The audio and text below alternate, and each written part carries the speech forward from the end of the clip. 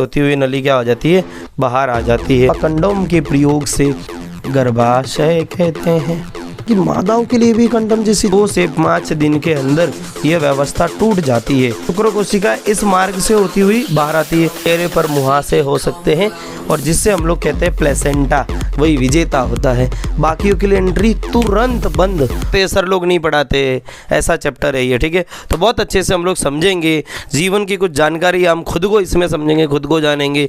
लड़के तो लड़कों के बारे में ज़्यादा इंटरेस्ट लेकर समझेंगे और लड़कियाँ तो लड़कियों के बारे में ज़्यादा इंटरेस्ट लेकर जानेंगे और एक दूसरे को भी इसमें जानेंगे कि किस में क्या बॉडी के ऑर्गन होते हैं।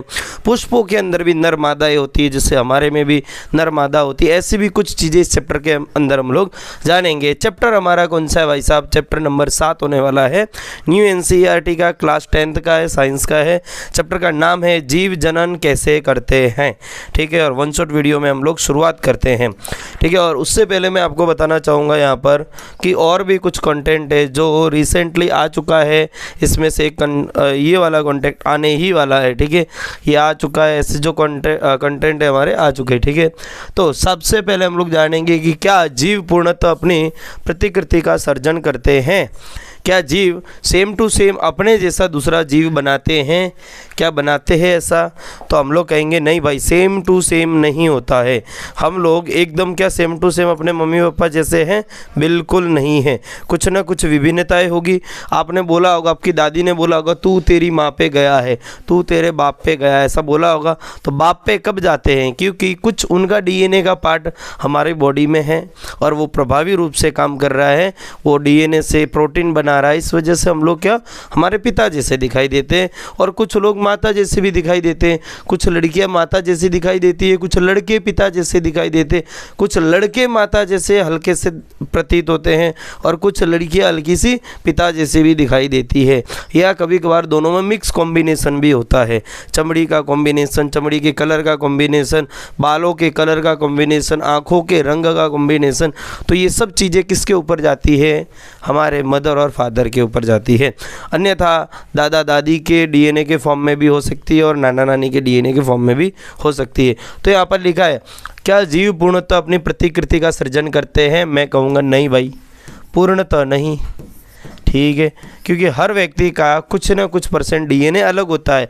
अगर आपका 100% डीएनए उठाएंगे, 100% डीएनए के अंदर आपका जो 99.9% डीएनए जो होता है वो मदर फादर वाला ही होता है। या हम यूँ कहें कि इतना % डीएनए पूरी दुनिया का सबका सेम ही होता है। खाली 0.1% जो डीएनए होता है वो सबका अलग अलग होता है। और इस वजह से हम लोग सब लोग अलग अलग दिखाई देते हैं। एक से कलर में अलग है। आप चाइना में जाओगे तो वहाँ पे लोग आपको ऐसे मिलेंगे, ऐसी आंखें खींचे हुए मिलेंगे, या फिर आईब्रो ही नहीं होगी कुछ लोगों की, या फिर एकदम यूँ खींचे हुए मिलेंगे। या फिर कुछ लोग अब साउथ अफ्रीका साइड जाओगे तो वहाँ पे कैसे मिलेंगे? एकदम मस्त हट्टे कट्टे एकदम काले काले लोग मिलेंगे। तो वो क्या है कि भाई साहब उनके डीएनए की वजह से होता है, ठीक है। अतः जनन की मूल घटना ही डीएनए का प्रतिकृति बनाता है। यहाँ पर हम लोग डीएनए का फुल फॉर्म भी जान लेंगे एक बार, क्योंकि एग्ज़ाम में आ जाता है। क्या है इसका? डीऑक्सी क्या होता है? डीऑक्सी राइबो, क्या? राइबो। और एन से आएगा न्यूक्लिक, न्यूक्लिक। और ए फॉर आता है एसिड, क्या? एसिड, ठीक है। या अम्ल भी कहेंगे, ठीक है। ये था फुल फॉर्म। अब देखेंगे कि विभिन्नता का महत्व, क्यों हम विभिन्न होते हैं। जैसे कि मैं अगर मेरे फादर जैसा हूँ लेकिन थोड़ा बहुत मैं अलग हूँ, यानी थोड़ी बहुत विभिन्नता है हमारे में। ऐसा क्यों है? क्यों है भाई साहब ऐसा? क्या हुआ बेटा?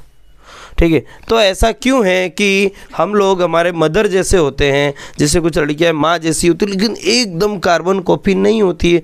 कुछ तो विभिन्नताएं होती है, किसी में थोड़ी ज़्यादा होती है, किसी में थोड़ी कम विभिन्नताएं होती है। ऐसा क्यों होता है और उसका फ़ायदा क्या है भाई साहब?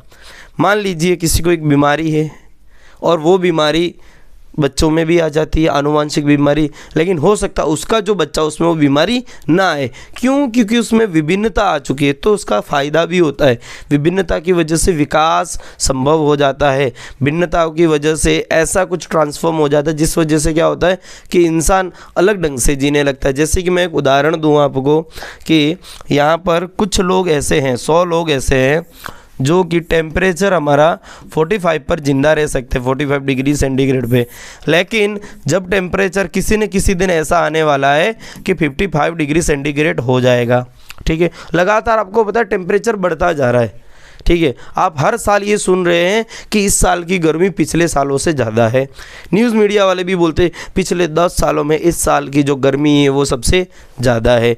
तो क्या होता है, ज़्यादा गर्मी से लोग मर जाते हैं, ज़्यादा सर्दी से भी लोग मर जाते हैं। लेकिन क्या 100 लोग में से सबके सब लोग मर जाएंगे? नहीं भाई, हो सकता है इसमें से 2 जन जिंदा रहे।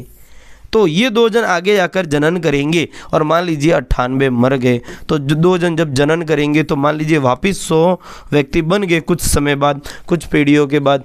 तो फिर मान लीजिए 55 डिग्री सेंटीग्रेड पे अब ये 100 में से 98 नहीं मरेंगे, हो सकता है इतना ही टेम्परेचर बना रहे, तो इस टेम्परेचर की वजह से 45 लोग मर जाए, लेकिन चांस बने रहते कि 55 लोग जिंदा रहे। समझ में आ रही बात है? तो विभिन्नता से ये फर्क पड़ता है।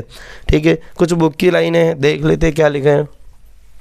निकेत में अनेक परिवर्तन आ सकते जो जीवों के नियंत्रण से बाहर है। निकेत मतलब हम जा रहे थे वो पर्यावरण। पृथ्वी का ताप कम या अधिक हो सकता है, जल स्तर में परिवर्तन अथवा किसी उल्का पिंड का टकराना इसके कुछ उदाहरण है। यदि एक समष्टि अपने निकेत के अनुकूल अथवा निकेत में कुछ उग्र परिवर्तन आते हैं तो ऐसी अवस्था में समष्टि का समूल विनाश भी संभव है। समष्टि मतलब समझते प्रजाति की बात कर रहे हैं, जैसे डायनासोर की प्रजाति नष्ट हो चुकी है, तो हो सकता है लोग कहते हैं अलग अलग उसकी थ्योरी है कि भाई उल्का पिंड आया होगा, पृथ्वी पे गिरा होगा, डायनासोर मर गए होंगे। लेकिन ऐसा भी तो हो सकता है कि एकदम से उस समय सूखा पड़ गया होगा जिस जगह पे ज़्यादा डायनासोर रहते होंगे। अब आपको पता है कि दुबई जैसी जगहों से पेट्रोल मंगवाया जाता है, वहाँ से पेट्रोल आता है। अब वहाँ पे रेगिस्तान है अधिकतर, लेकिन पेट्रोल आया कहाँ से? उसकी ज़मीन में, क्योंकि वहाँ पे पहले पीढ़ियाँ बीत चुकी होगी, वहाँ पे सजीव रहे होंगे, मर गए होंगे, तो अब वहाँ से पेट्रोल निकल रहा है और हम भारत वाले पेट्रोल मंगवाते हैं, यहाँ से पानी भेजते हैं वहाँ पर, ऐसा भी हम लोग देखते हैं। तो वहाँ पर कहाँ से आया? या वहाँ पे कुछ ऐसे परिवर्तन हुए होंगे जिस वजह से वहाँ के अधिकतर प्रजाति, अधिकतर पेड़ पौधे, अधिकतर सजीव वहाँ समूल विनाश हो गया और कुछ प्रजातियां वहाँ से ट्रांसफ़र हुई होगी, दूसरी जगह आई होगी वहाँ से, और वापस नया जीवन उन लोगों ने शुरू किया होगा और तब से वो जिंदा है। अगर हम ऐसा उदाहरण लेवे कि ऐसा कहा जाता है कि जो मानव सभ्यता है उसका उत्पन्न ही अफ्रीका से हुआ है। ठीक है, अफ्रीकी लोग हैं जहाँ आज भी आदिवासी लोग देखने को मिलते हैं। ठीक है, अब परंतु यदि समष्टि के जीवों में कुछ विभिन्नता होगी तो उनमें जीवित रहने की संभावना है।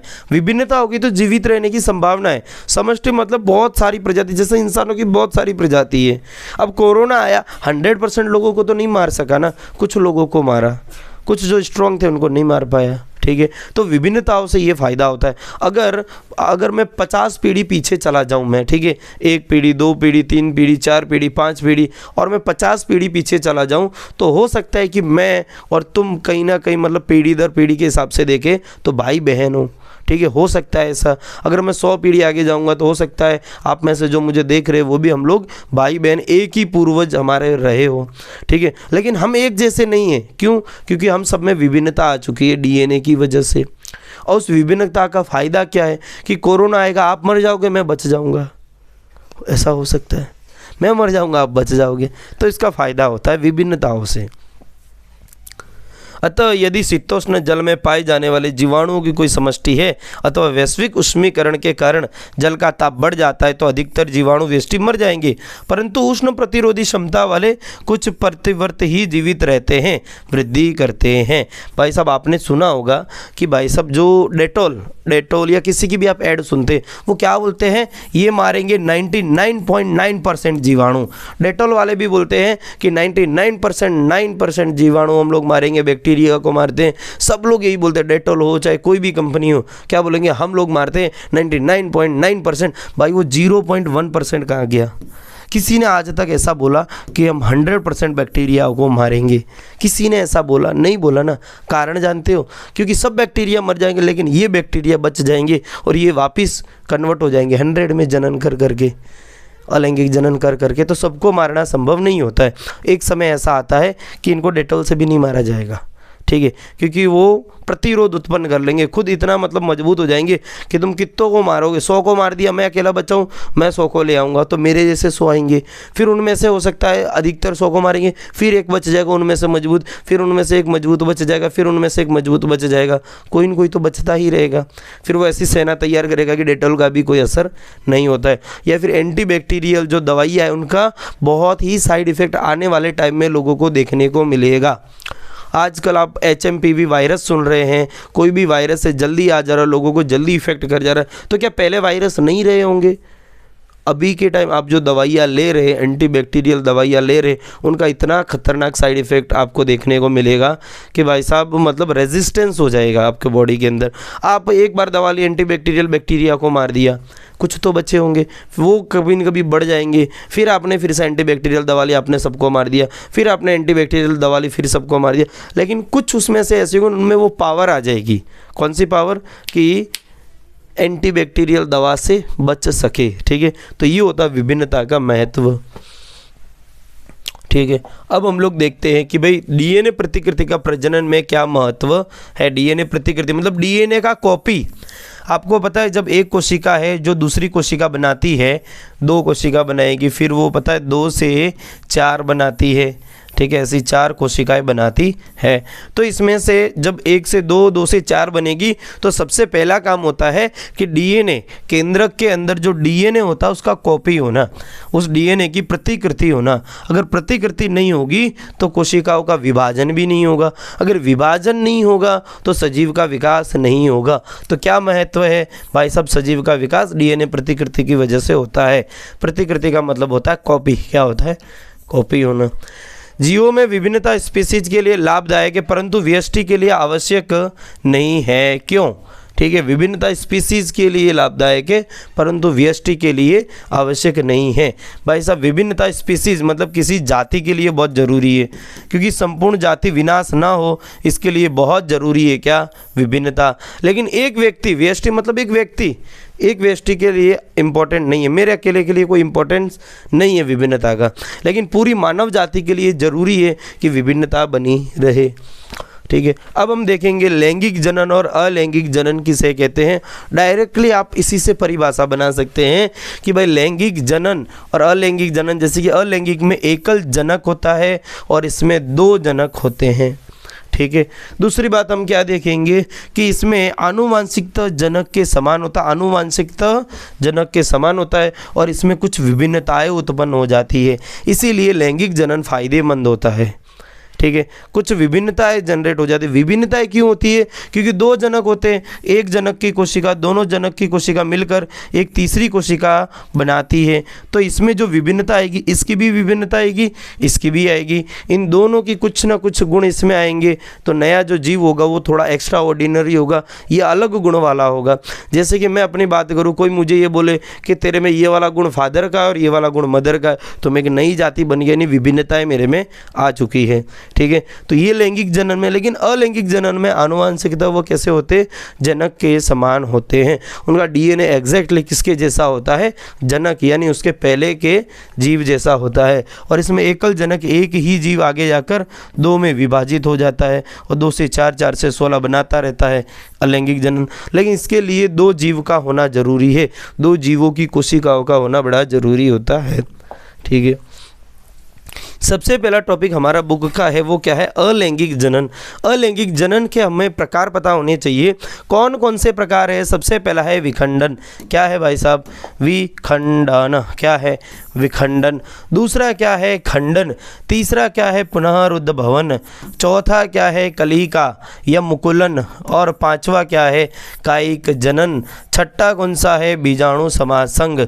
और ये विखंडन के अंदर भी 2 प्रकार आते हैं, जिसमें एक आता है द्विखंडन और एक आता है बहुखंडन। समझ में आ रही बातें?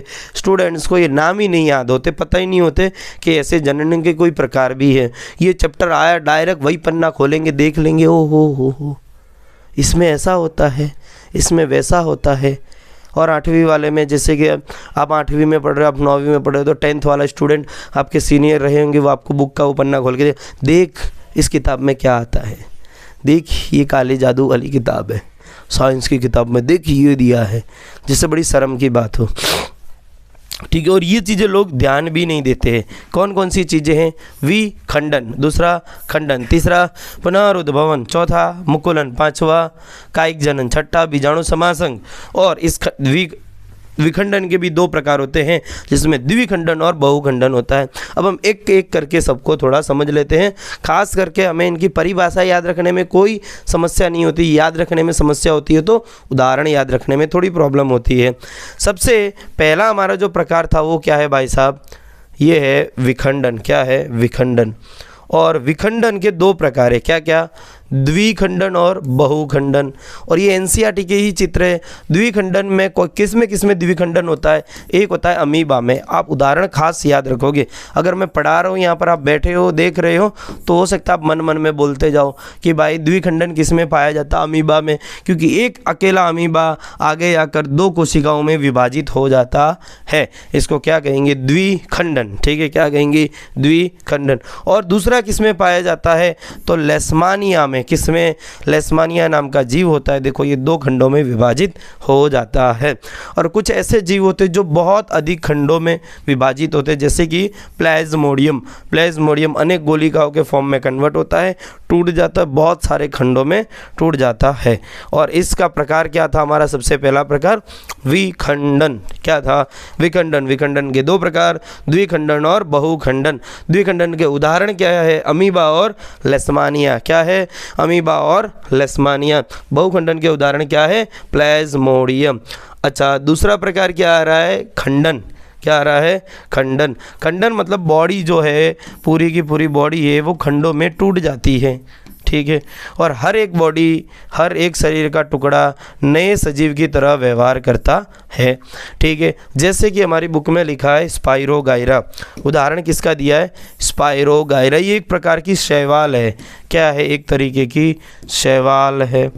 शैवाल जानते हो, जिसे हम काई बोलते हैं। क्या बोलते हैं? काई। आप लोग देखना, जो जमी हुई जगह, ऐसी जगह जहाँ पानी लंबे समय तक भरा पड़ा रहता है, वहाँ हरा हरा कुछ छा जाता है, वही ये होती है स्पाइरोगाइरा यानी शैवाल। ठीक है, अतः सामान्यतः विकसित होकर छोटे छोटे टुकड़ों में खंडित हो जाते हैं, और इसे क्या कहते हैं? खंडन। सरल संरचना वाले बहुकोशिक जीवों में जनन की सरल विधि कार्य करती है। कौन सी विधि है? ये होती है खंडन। अच्छा, ये द्विखंडन की विधि किस में काम करती है? इधर लिखा है बहुकोशिक जीवों में। किस में? बहुकोशिक जीवों में। लेकिन हम अगर इधर बात करें कि द्विखंडन वाली विधि किस में काम करती है, तो एक कोशिकीय जीवों में। ये कैसा जीव है? एक कोशिकीय। ये कैसा है?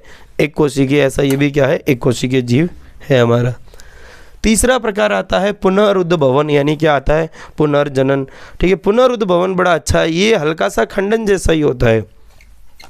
अब इसमें सबसे पहला उदाहरण दिया है प्लेनेरिया में पुनरुद्भवन यानी रीजनरेशन या पुनर्जनन। क्या होता है? पूर्ण रूपे विभेदित जीवों में अपने कायिक भाग से नए जीव के निर्माण की क्षमता होती है। अर्थात यदि किसी कारणवश जीव क्षत विक्षत हो जाता है अथवा कुछ टुकड़े में टूट जाता है, तो इसके अनेक टुकड़े वृद्धि कर नए जीव में विकसित हो जाते हैं। उदाहरण तो क्या है? हाइड्रा और प्लेनेरिया। उदाहरण क्या याद रखेंगे इसका? एग्जाम्पल क्या है पुनरुद्भवन का? हाइड्रा। हाइड्रा के दो जगह उदाहरण है, एक यहाँ पे है, ये है हाइड्रा, दूसरा क्या है इसका? प्लेनेरिया। और ये जो चित्र दिया है किसका दिया? प्लेनेरिया। देखो, ऐसा नहीं लगता है कि पुराने ज़माने का राक्षस है और महाकाली माता मार रही है और फिर नए 3 राक्षस पैदा हो रहे, ऐसा नहीं लगता है। ठीक है, ऐसा आप देखे होंगे मूवियों में या किसी सीरियलों में। तो सोचो, अगर ये जीव ऐसा कर सकते हैं तो पहले के ज़माने में ऐसे तो कोई लोग रहे होंगे, हो सकता है रहे होंगे, हमने नहीं देखा हो तो क्या हुआ।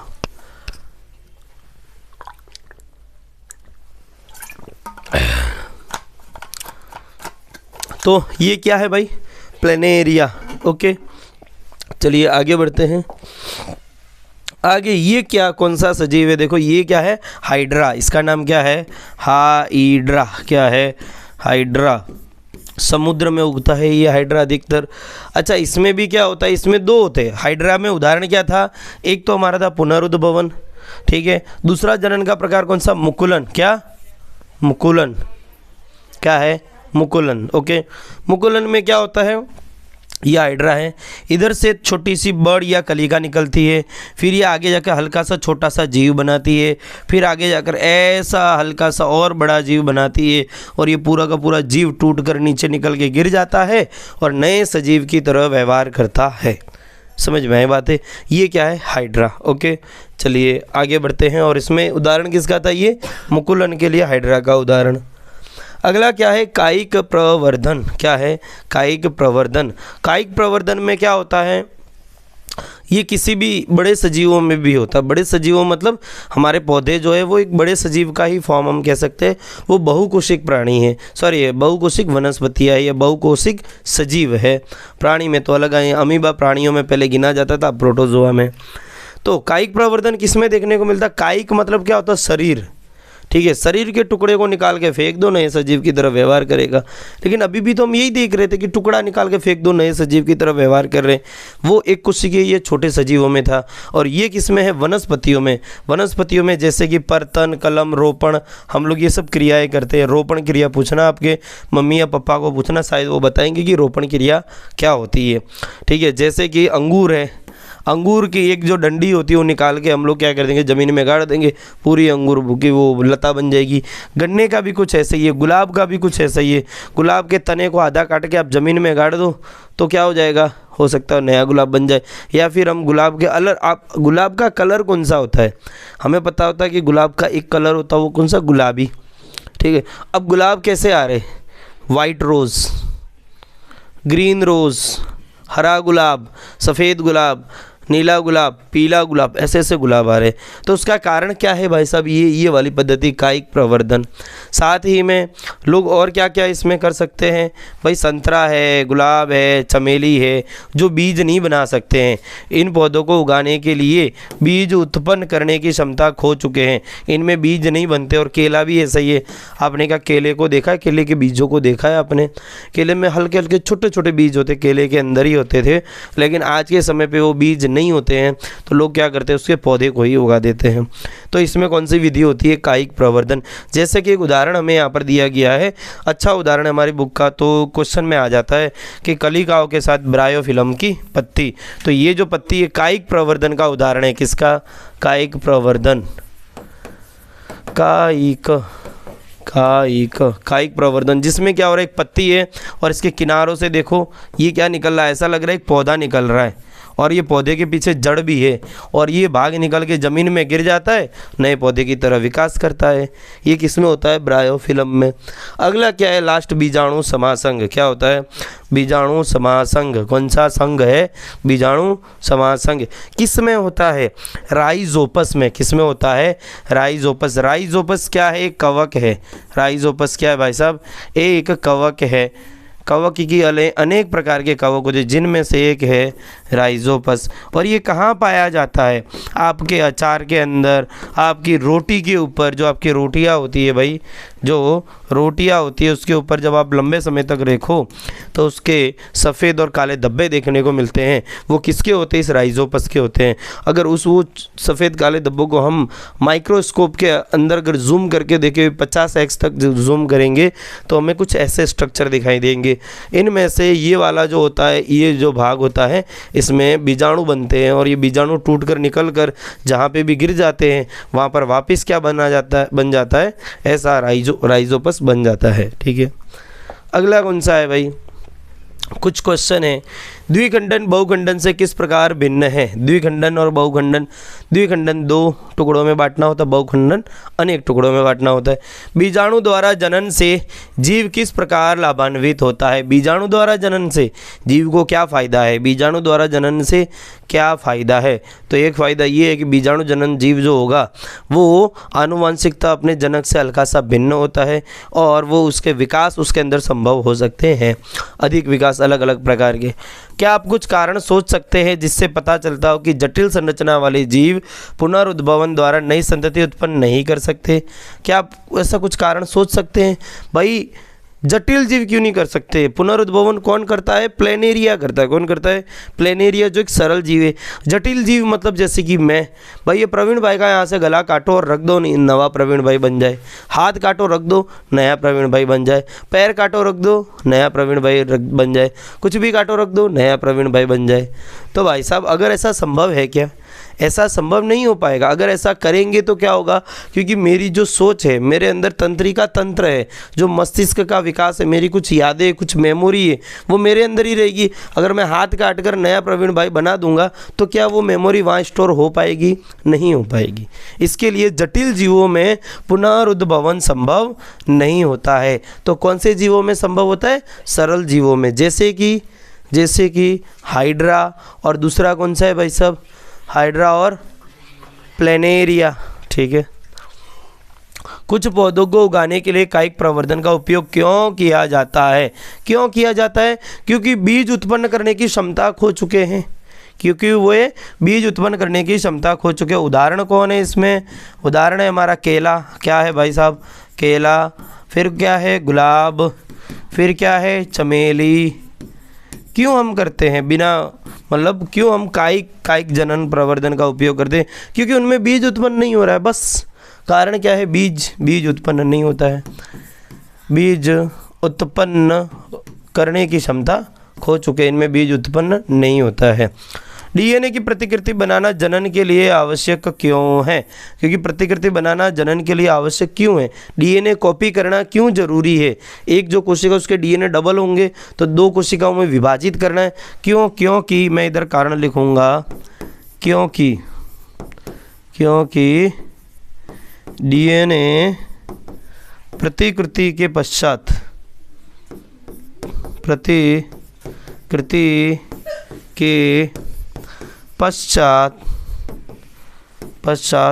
कोशिका विभाजन में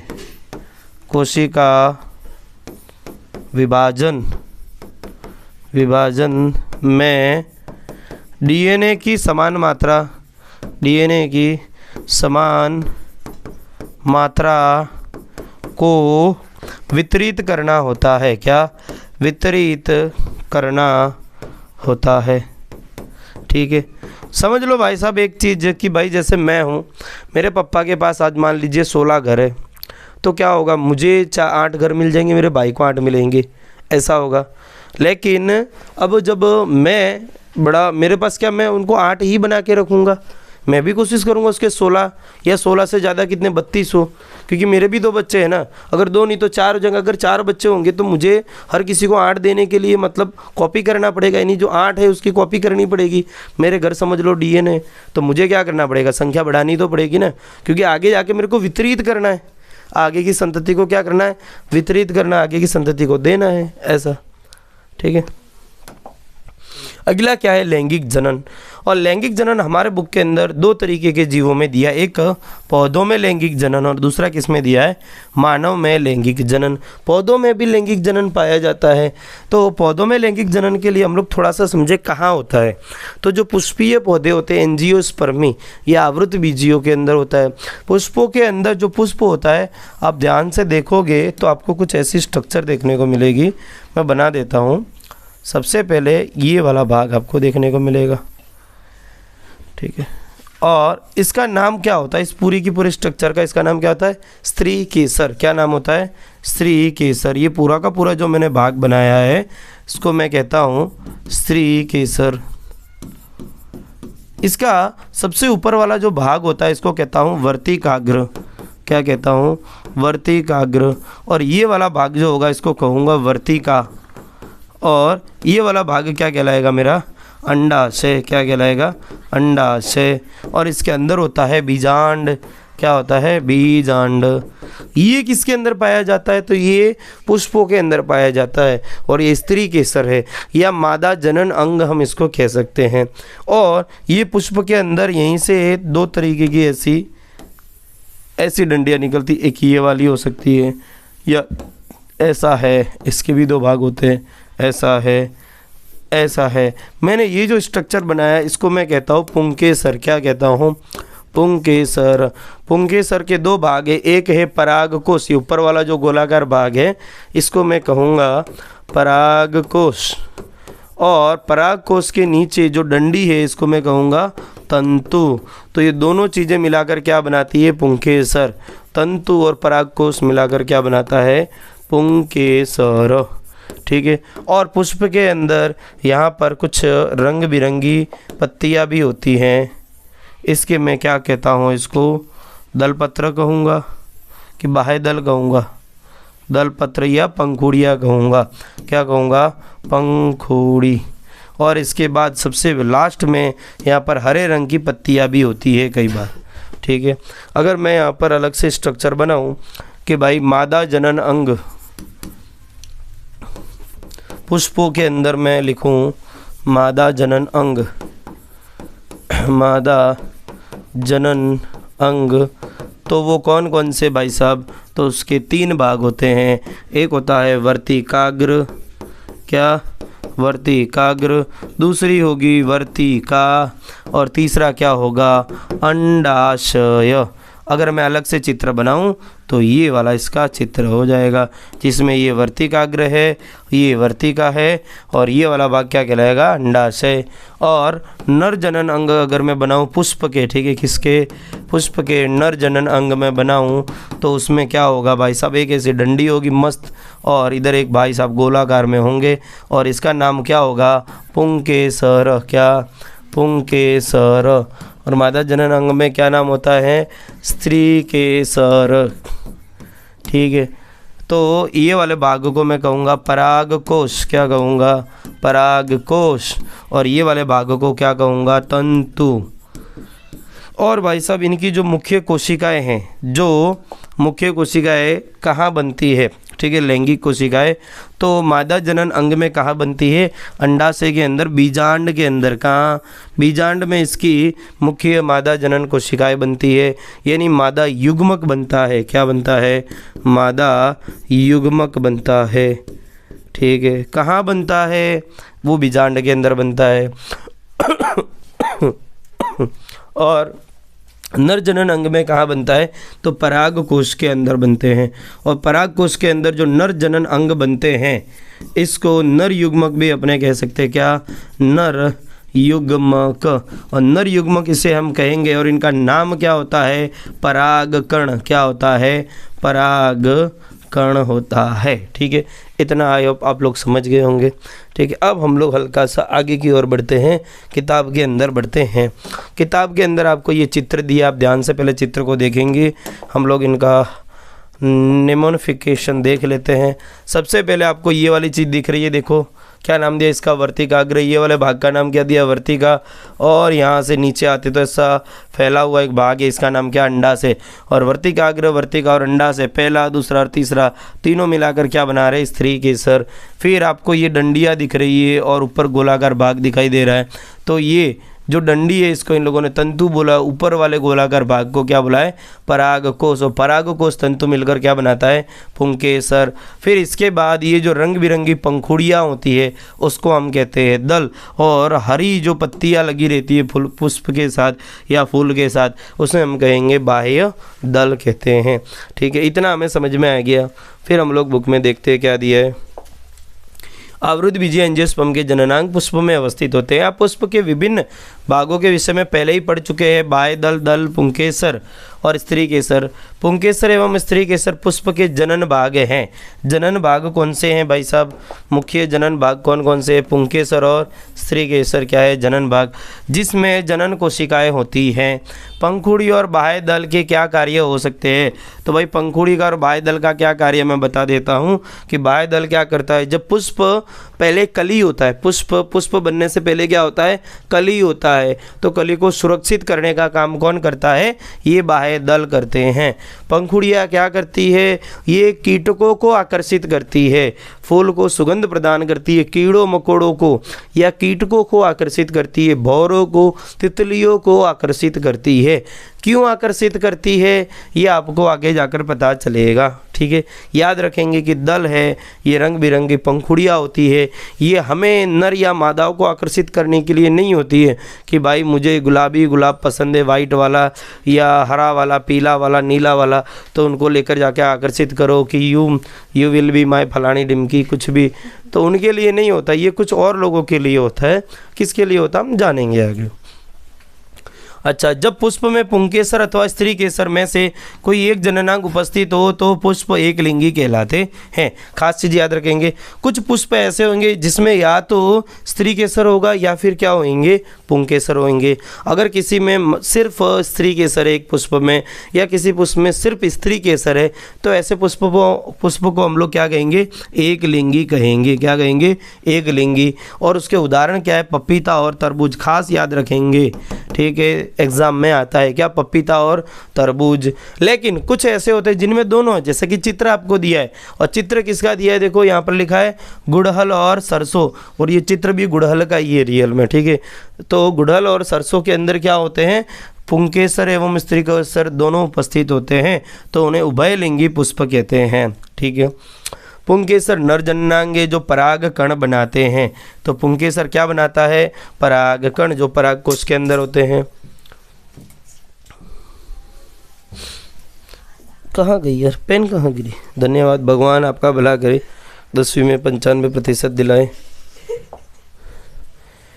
ठीक है, आगे बढ़ते भाई। आगे क्या दिया है यहाँ पर कि जब आप किसी पुष्प के पुंकेसर को छूते हैं तब हाथ में एक पीला पाउडर लग जाता है। पुंकेसर को छूना तो पीला सा पाउडर लगता है, हल्के रियल में वो गोल गोल होते हैं, जूम करके देखते हैं वो क्या होते हैं, पराग कण होते हैं। स्त्री केसर पुष्प के केंद्र में अवस्थित होता है तथा यह पुष्प का मादा जननांग है। कौन, स्त्री केसर। यह 3 भागों से बना होता है। आधार पर इसका उभरा फूला भाग अंडा से है, यानी नीचे वाला जो भाग है ऐसा स्त्री केसर का जो नीचे वाला भाग है ये क्या है, अंडा से है। ये वाला भाग कौन सा है, फूला हुआ भाग अंडा से है। मध्य में लंबा भाग वर्तिका है, बीच वाला क्या है, वर्तिका, तथा शीर्ष पर क्या है, वर्तिकाग्र, जो प्रायः चिपचिपा होता है। ये वाला भाग चिपचिपा होता है। क्या होता है, चिपचिपा। क्यों, क्योंकि यहाँ पर पुंकेसर आएगा पराग कोश के, जो ये पराग कोश है यहाँ से पुंकेसर निकल के गिरे और यहाँ से चिपक जाए, इसके लिए। समझ में आई बात। अंडाशय में बीजांड होते हैं। अंडाशय के अंदर क्या होता है, बीजांड। क्या होता है, बीजांड। तथा प्रत्येक बीजांड में एक अंड कोशिका होती है।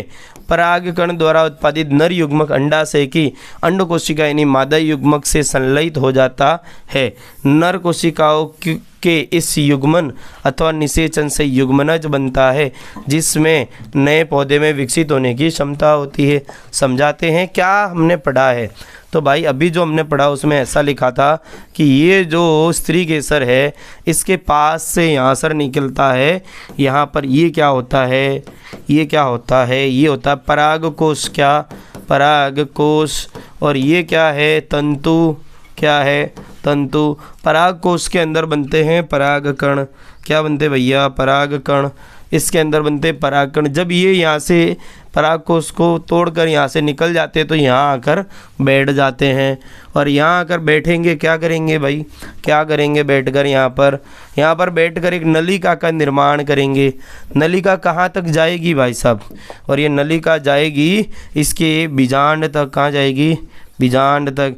और बीजांड के अंदर एक कोशिका होती है जिसको हम कहते हैं अंड कोशिका। क्या कहते हैं, अंड कोशिका कहते हैं।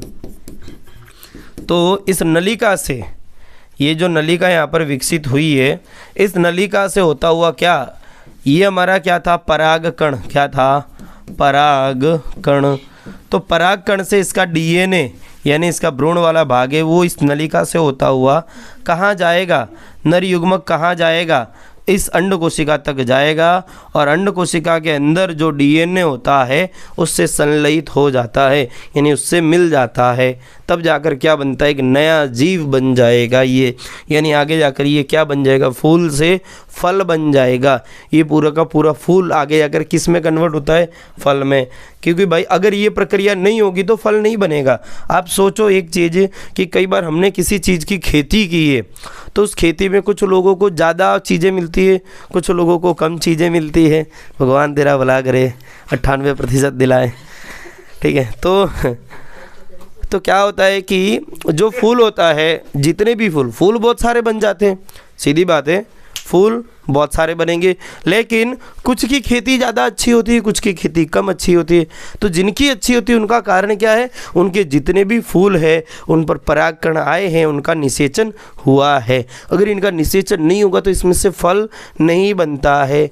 तो फल कब बनेगा, तो इसमें से आगे जाकर क्या होगा भाई साहब कि ये पुंकेसर भी झड़ जाएगा, इसके बाहर जो पंखुड़ियाँ थी, दलपत्र था, बाह्य दलपत्र था, वो सब झड़ जाते। बचता क्या, इसका अंडाशय वाला भाग क्या बचता है, अंडाशय वाला भाग बच जाता है। और ये वाला आगे जाकर भाग क्या बनाता है, फल बनाता है। क्या बनाता है, फल। अंडाशय वाला भाग पूरा का पूरा क्या बनता है, फल बनाता है आगे जाकर। और फल की जो दीवार होती है वो क्या, कौन सी दीवार होती है, इसकी अंडाशय की दीवार के बराबर होती है। और इसका जो बीजांड होता है वो अंदर जाकर फल का बीज बनाता है। क्या बनाता है, फल का बीज बनाता है। समझ में आया, आप जो फल खा रहे उसमें जो बीज है वो किसी फूल का बीजांड हुआ करता था, और जो आप फल खा रहे वो रियल में क्या है, किसी पुष्प का क्या है, अंडाशय है। ठीक है, बाकी सब चीज़ें जड़ जाती है। ये कब कन्वर्ट होगा, अगर निषेचन होगा तो, अन्यथा नहीं होता है। ठीक है, अब क्या होता है, अब एक टॉपिक आ रहा है परागण। क्या आता है, परागण। क्या नाम आ रहा, परागण। क्या, परागण। देखो परागकण अलग चीज़ है, हम समझे परागण ये क्रिया है, ये क्या है, एक क्रिया है। परागण किसे कहते हैं, तो जो नर युग्मक है, क्या, नर युग्मक या परागकणों का, क्या, परागकणों का पराग कोश से, कहाँ से, पराग कोश से स्त्री केसर के वर्तिकाग्र थे, क्या, स्त्री केसर के वर्तिकाग्र तक पहुँचने की घटना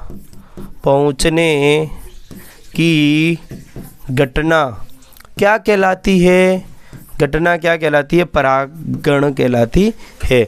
मतलब जिस फूल के पुंकेसर ने परागकण उत्पन्न किया है, यहाँ से लेकर ये क्या कहाँ जा रहा है, इस स्त्री केसर के ऊपर जाने की जो घटना पूरी प्रोसेस होती है, इसे क्या कहेंगे, परागण कहते हैं। और परागण के दो प्रकार है, एक दिया है स्वपरागण और दूसरा दिया है पर परागण। क्या दिया है, स्वपरागण और दूसरा क्या दिया है, पर परागण। स्वपरागण का मतलब क्या होता है, एक जो फूल है उसके स्त्री केसर में उसी फूल के पुंकेसर से यहाँ पर परागकण आ जाए। मान लीजिए इसी फूल का एक पुंकेसर है, इसका परागकोश है, और यहाँ से परागकण यहाँ पर आ जाए और इसी फूल से आ रहा है, तो मतलब ये कौन सी घटना कहलाएगी, स्वपरागण।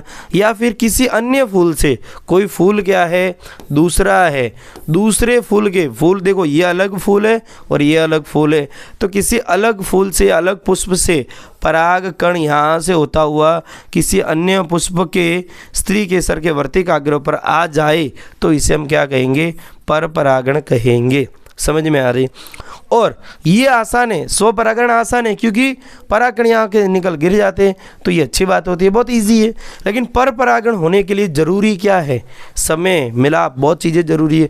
तो यहाँ से लेकर कौन आता है इनको, तो पर परागण के लिए ज़रूरी चीज़ें क्या होती है, तितलियाँ। क्या होती है, तितलियाँ। क्या होती है, तितलियाँ। भौरे क्या ज़रूरी होते हैं, भौरे, तितलियाँ। हवा, अच्छा हवा है, ये सजीव कारक है, कौन से, सजीव कारक। ठीक है, निर्जीव कारक में क्या होते हैं, हवा, पानी, ठीक है। ये सब लोग भी क्या करते हैं, किसी अन्य पुष्प से पराग कणों को उठाकर किसी अन्य पुष्प की स्त्री के सर तक ले आते। तो ये घटना क्या कहलाती है, परपरागण। स्वपरागण मतलब क्या, एक ही पुष्प के पराग कण उसी पुष्प के स्त्री के सर तक जाए, ये स्वपरागण कहलाती है। आई होप आपको परागण कंसेप्ट समझ में आया होगा। ठीक है, अब यहाँ पर आपको बुक के अंदर चित्र दिया है, बुक के अंदर एक चित्र दिया है, इसके बारे में हम लोग समझ चुके हैं। अभी भी हम लोगों ने समझा था, जाना था, इसको पहचाना था। क्या था भाई, ये वाला हमारा क्या स्त्री के सर है, और यहाँ पर क्या देखो परागकण है, और यहाँ से निकल रही है, ये क्या है, इस नलिका का नाम क्या है, पराग नली। और यहाँ से क्या नर युग्मक जो है यहाँ से होता हुआ कहाँ आ रहा है, अंदर आ रहा है, मादा युग्मक तक आ रहा है, और ये वाला भाग क्या है, अंडाशय है। इस अंतराल में बाह्य दल, पंखुड़ी, पुंकेसर, वर्तिका और वर्तिकाग्र प्राय मुरझाकर गिर जाते हैं। ये सब चीज़ें मुरझाकर गिर जाती है। बचता क्या है भाई साहब, बचता क्या है इसके अंदर, अंडाशय जो तीव्रता से वृद्धि करता, परिपक्व होकर क्या बनाता है, फल बनाता है। जो चीज़ें मैंने अभी अभी आपको सिखाई है। ठीक है भाई, अब यहाँ पर क्या है, ये बीज होता है। अगर द्विबीजपत्री आप कोई भी बीज लो, उसको अपने तोड़ेंगे बीज से, तो आपको बीज के ये जो भाग मिलेंगे इसको कहेंगे बीज पत्र। क्या कहेंगे, बीज पत्र। और इसके ऊपर वाला ये जो भाग है और एक नीचे वाला भाग मिलेगा, ऊपर वाला भाग प्रांकुर कहलाता है, नीचे वाला भाग मूलांकुर कहलाता है। जब इस बीज को बोया जाता है तो प्रांकुर से ऊपर क्या तना निकलता है, और मूलांकुर से क्या निकलती है, जड़ निकलती है, और इस ढंग से आगे जाकर पूरा का पूरा क्या बन जाता है, फिर से पौधा बन जाता है। समझ में आया बीज से आगे निर्माण कैसे होता है, क्लियर। आगे देखते हैं, अब देखते हैं, अच्छा ये हो गया डायरेक्ट गुण परिवर्तन आ गए, हाँ चलिए ठीक है। अब हम लोग चढ़ रहे हैं नए टॉपिक की ओर। ठीक है, नया टॉपिक है क्या है, मनुष्य में लैंगिक जनन। क्या है, मनुष्य में लैंगिक जनन। मनुष्य में लैंगिक जनन होने से पहले, लैंगिक जनन होने से पहले उसमें कुछ परिपक्वताएं आती है, किशोरावस्था आती है, और किशोरावस्था के अंदर लड़कों में लड़कियों में कुछ परिवर्तन दिखाई देने लगते हैं। इनमें से क्या परिवर्तन है, यहाँ पर बुक से मैं उठा के ले आया हूँ। तो इनको हम गौण परिवर्तन कहते हैं, जो लड़के एवं लड़कियों में एक समान होते हैं, यानी दोनों में होते हैं। कौन कौन से होते हैं, शरीर के कुछ नए भागों जैसे कि कांख और जांघों के मध्य जननांगी क्षेत्रों में बाल गुच्छ निकल आते हैं, उनका रंग भी गहरा हो जाता है, पैर, हाथ और चेहरे पर भी महीन रोम आ जाते हैं, त्वचा अक्सर तैलीय हो जाती है, कभी कभी मुहासे भी निकल आते हैं। मुहासे मतलब क्या होता है, पिंपल्स। ठीक है, और अपने और दूसरों के प्रति सजाग हो जाते हैं। दोनों में परिवर्तन देखने को मिलता है। दूसरी ओर कुछ ऐसे भी परिवर्तन है जो लड़कों एवं लड़कियों में भिन्न होते हैं, लड़कों में अलग होते हैं, लड़कियों में अलग होते हैं। तो ये जो परिवर्तन है इनको बोलते हैं लैंगिक परिवर्तन। वो थे, वो गौण परिवर्तन थे, दोनों में सेम थे। तो लड़कियों में स्तन के आकार में वृद्धि होने लगती, स्तनाग्र की त्वचा का रंग भी गहरा होने लगता है। इस समय लड़कियों में रजोधर्म यानी मासिक स्राव या पीरियड्स होने लगते हैं, और लड़कों के लिए चेहरे पर दाढ़ी मूंछ निकल आती है, उनकी आवाज़ फटने लगती है। साथ ही दिवस स्वप्न अथवा रात्रि में शिश्न भी अक्सर परिवर्तन के कारण ऊर्ध्व हो जाता है। यहाँ पे एक ही चित्र में आपके कुछ जो परिवर्तन हैं लिख दिए गए हैं कि किशोरावस्था के समय लड़कों में होने वाले शारीरिक बदलाव। तो क्या होता है नॉर्मली, देख लो भाई।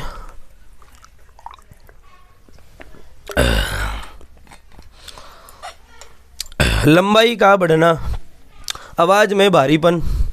देखते हो छोटा बच्चा हो तो बोलता है ऐसा लगता है लड़की बोल रही है, कितना प्यारा बोल रहा है। वो लड़का कभी चला जाता है, मान लीजिए 10 साल का 8 साल का बच्चा है, लेकिन मान लीजिए वो 10 साल बाद आपसे मिलता है तो 20 साल को बोले यार ये बच्चा तो बड़ा प्यारा था, बड़ा मीठा बोलता था, अभी कैसा बोल रहा है, छी फटाफटा स्पीकर है उसका, ऐसा लगता है। तो आवाज़ भी फटने लगती है। चेहरे और शरीर पर बालों का उगना, लिंग का विकास होना और जननांगों में बाल का निकलना, चेहरे पर मुहासे हो सकते हैं, ये सब लड़कों में होने वाले परिवर्तन हैं। यहाँ पर किशोरावस्था में लड़कियों में होने वाले कुछ शारीरिक बदलाव है, जिनमें क्या वजन का बढ़ना हो सकता है, जननांगों पर और नीचे बाजू के नीचे बालों का उगना हो सकता है, माहवारी की शुरुआत यानी पीरियड साइकिल की शुरुआत हो सकती है, स्तनों का विकास हो सकता है और लंबाई का बढ़ना भी हो सकता है। ठीक है। ये सभी परिवर्तन महीनों एवं वर्षों में अवधि में मंद गति से होने लगते हैं। ये परिवर्तन सभी व्यक्तियों में एक समय पर अथवा एक निश्चित आयु में नहीं होते हैं। भाई कभी कभार क्या होता है, मान लीजिए मैं हूँ, मैं ये अपने आप बीती बता रहा हूँ, मैंने शायद पहले भी चर्चा की होगी कि जब मैं 12 से 17 के आसपास का था तो मेरी 12 की उम्र के बाद हल्के हल्के मुंह पे ये जो मूँछों के बाल थे हल्के हल्के आने लगे थे। मैं जब 15 का हुआ तभी भी थोड़े बहुत आ चुके थे। 16 में तो कुछ अच्छे खासे आने लगे थे। फिर क्या हुआ, जो मेरा एक मित्र था या जो एक लड़का था वो भी कितने 16 साल के आसपास का था, तो हम लोग उसे कहते थे भाई तेरी मूँछें कहाँ हैं। बेचारा बड़ा टेंशन में आता था कि यार मेरी मूँछें नहीं है, मैं कुछ और तो नहीं हूँ। ठीक है, तो कहने का मतलब ऐसा नहीं होता है कि एक ही साथ सबके एक ही उम्र में मूँछें निकल आए। ठीक है, तो परिवर्तन आगे पीछे भी हो सकता है किसी में परिपक्वता 13-14 साल की उम्र में आए और किसी में परिपक्वता 15 से 16 साल की उम्र में आए। समझ में आई बातें? ठीक है, तो टेंशन लेने की बात नहीं है। अब हम जाएंगे भाई नर जनन तंत्र की ओर। क्या? नर जनन तंत्र। नर जनन तंत्र एक आईएमपी टॉपिक हो सकता है हर बार के लिए, और इसमें से 3 मार्क्स से 4 मार्क्स में क्वेश्चन आता है। अधिकतर एग्जामों में 3 मार्क्स का क्वेश्चन पूछा जाता है। अगर 3 मार्क्स में नर जनन तंत्र नहीं पूछकर मादा जनन तंत्र पूछ लेवे तो नर जनन तंत्र के टॉपिक से 1 मार्क्स का एमसीक्यू पूछा जा सकता है, खाली जगह भी आ जाती है। ठीक है, तो सबसे पहले अंगों के बारे में जान लेंगे, कौन कौन से अंग आपको दिखाई दे रहे हैं। तो इसमें 2D एक स्ट्रक्चर दिया जिसमें आपको दिखाई दे रहा है यहाँ पर सबसे मेन चीज़ जो होती है वो होती है वृषण कोश। इस थैला, कोश का मतलब क्या होता है? थैला। ठीक है, और इसके अंदर होते हैं वृषण। क्या होते हैं? वृषण होते हैं। और यहाँ से एक नलिका निकली है और इस नलिका का नाम है शुक्रवाहिनी। और शुक्रवाहिनी यहाँ से होती हुई ऐसे होती हुई ऐसे होती हुई ऐसे होती हुई मूत्र मार्ग से होकर बाहर आ जाती है। और इसके बीच में कुछ ग्रंथियाँ भी है। तो इसमें सबसे एक ग्रंथि जो है वो क्या है? शुक्राशय। और एक क्या है? प्रोस्टेट ग्रंथि। और एक इसमें और आती है बल्बोयूरेथ्रल ग्रंथि जो इसमें शायद नहीं दी है। ठीक है, और ये वाला भाग क्या है? मूत्राशय। मूत्राशय में क्या स्टोर होता है भाई? मूत्र यानी यूरिन, और वो भी इसी मार्ग से होता हुआ ऐसे बाहर आता है। ठीक है, और ये कौन सी नलिका? मूत्र नलिका। यहाँ पर मूत्र नलिका कहाँ से आई? तो भाई साहब किडनियों से आई। कहाँ से? ये किडनियों से यहाँ पर नलिका आ जाती है यहाँ पर। ठीक है, समझ में आ रही है आपको बातें? ये चित्र है हल्का सा अपना, और इसके बाद हम लोग इसके टॉपिक के बारे में पढ़ेंगे। और इसके अलावा भी मैं हल्के से कुछ चित्र लेके आया हूँ, जैसे कि ये रियल 3D चित्र जैसा आपको दिखाई देगा।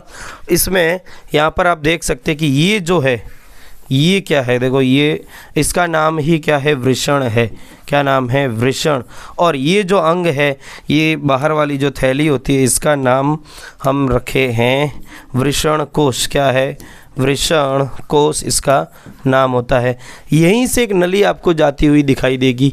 ये नली यहाँ से जाती है और घूम फिर कर ऐसी होती हुई यहाँ से होती हुई नली क्या हो जाती है? बाहर आ जाती है। ठीक है, ये यूरेथ्रा है। यूरेथ्रा यानी मतलब मूत्र मार्ग। क्या है? मूत्र मार्ग है। ठीक है, आगे इससे बेटर कोई और चित्र हो सकता है क्या? हाँ, ये जो एनसीईआरटी का चित्र है कुछ उसी ढंग का है, हल्का सा आपको दिखाई दे रहा होगा। ये देखो, तो यहाँ पर हमारे नर जनन तंत्र के अंदर जो वृषण होते हैं वो कितने होते हैं? 2 होते हैं, यानी एक जोड़ी होते हैं।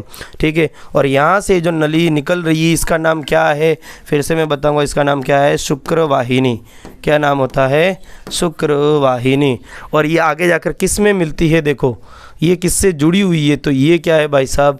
ये एक ब्लैडर, यूरिनरी ब्लैडर यानी मूत्राशय। क्या नाम है? मूत्राशय। और ये मूत्र नलिका किडनी से आ रही है। कहाँ से आ रही है? मूत्र नलिका। और ये आगे आकर इसी में जुड़ जाती है, और यहाँ से भी जो नलियाँ होती है वो आगे आकर इसी के अंदर जुड़ जाती है। ठीक है, और ये क्या है? हमारा शिश्न। ठीक है, आई होप आपको इतने में ही समझ में आ रहा होगा। बस ये साइड व्यू भी मैं यहाँ पर ले आया हूँ जो आप देख सकते हैं। ठीक है, अब हम पढ़ेंगे इसके बारे में डिटेल में।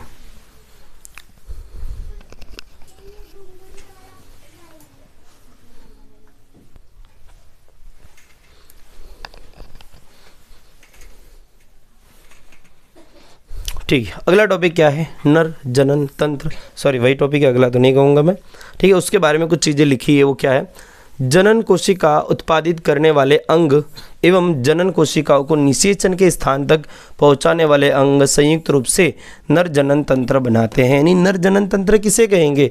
तो नर जनन कोशिका को बनाने वाले अंग। बनाता कौन है? वृषण बनाता है। नर जनन कोशिका कौन बनाता है? वृषण बनाता है। यानी शुक्र कोशिका को कौन बनाता है? वृषण। और इसको पहुंचाना कहाँ तक पहुंचाना? मादा के योनि मार्ग तक पहुंचाना, मादा के अंडाशय तक पहुंचाने वाले जो अंग कहलाएंगे नर में, वो कहलाएंगे नर जनन अंग। ठीक है, तो ये बनाने से लेकर ये पहुंचाने का काम करते हैं। तो ये पूरा का पूरा स्ट्रक्चर फिर क्या कहलाएगा? नर जनन तंत्र यहाँ पर कहलाएगा। नर जनन कोशिका अथवा शुक्राणु का निर्माण वृषण में होता है। तो शुक्राणु का निर्माण कहाँ होता है? आप देख सकते हैं शुक्राणु का निर्माण इस वृषण के अंदर शुक्र कोशिकाओं या स्पर्म सेल का निर्माण होता है। ठीक है, आगे बढ़ेंगे। यहाँ पर यह उदर गुहा के बाहर वृषण कोश में स्थित होते हैं। ये कहाँ होते हैं? उदर गुहा के बाहर, यानी पेट के बाहर, एब्डोमेन के बाहर वृषण कोश के अंदर उपस्थित होते हैं। ठीक है, बराबर। अच्छा, आगे क्या? इसका कारण यह है। अच्छा, ये बाहर क्यों होते हैं? जैसे कि जो अंडाशय होते हैं वो तो मादा के उदर के अंदर होते हैं, यानी पेट के अंदर होते हैं। ठीक है, लेकिन वृषण कोशिका शरीर के बाहर क्यों होती है? उसका कारण ये होता है कि शरीर का जो तापमान कितना होता है, मैं लिख देता हूँ यहाँ पर, वो होता है 30, अरे चेंज हो जा भाई, वो कितना होता है? 37 डिग्री सेंटीग्रेड। कितना होता है शरीर का तापमान? लगभग इतना होता है। कितना?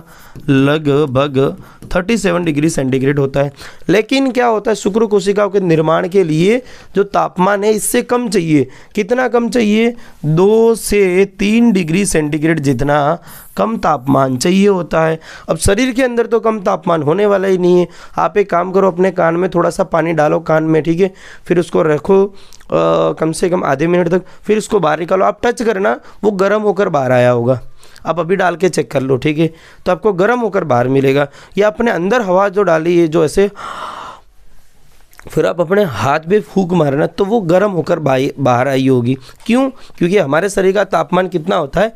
37 डिग्री सेंटीग्रेड। लेकिन शुक्र कोशिकाओं के निर्माण के लिए कितना तापमान चाहिए? इससे कम चाहिए। इसके लिए ये कहाँ होते हैं? तो वृषण कहाँ होते हैं?